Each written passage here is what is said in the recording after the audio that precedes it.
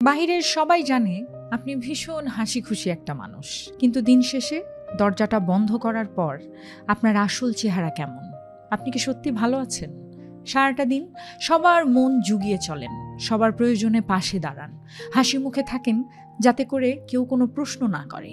কিন্তু রাত বাড়লে যখন চারপাশটা শান্ত হয়ে আসে, তখন সেই হাসির আস্তরণটা একা একাই খসে পড়ে।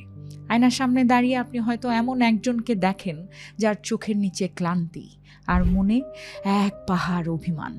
আপনি কারোর সাথে সেই কষ্টটা ভাগ করে নিতে পারেন না, কারণ আপনার মনে হয় আপনার এই দিকটা কেউ বুঝবে না, কিংবা হয়তো আপনি চান না আপনার জন্য অন্য কেউ দুশ্চিন্তা করুক। কিন্তু সত্যিকার অর্থে সব সময় স্ট্রং সেজে থাকাটা সবার সামনে কি আসল সমাধান? আপনি রোবট নন, আপনি একজন মানুষ। এটা ভুলে গেলে চলবে না।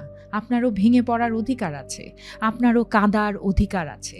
নিজেকেই মিথ্যে হাসির খাঁচায় আর কতদিন বন্দি করে রাখবেন? আপনি যাদের ভালো রাখতে গিয়ে নিজের সাথে লড়াই করছেন প্রতিনিয়ত, তারা হয়তো আপনার এই নীরব কষ্ট কোনো দিন জানতেই পারবে না। তাই আগে নিজের প্রতি একটু সদয় হন, নিজের জন্য একটু চিন্তা করুন। আজকে আপনার মনটা একটু হলেও খারাপ? কমেন্টে লিখুন হ্যাঁ অথবা না। পড়তে পারলে আমার ভালো লাগবে। আমি পিঙ্কি ছেত্রী, আপনার এই নীরব লড়াইয়ের পাশে আমি আছি আপনার সাথে।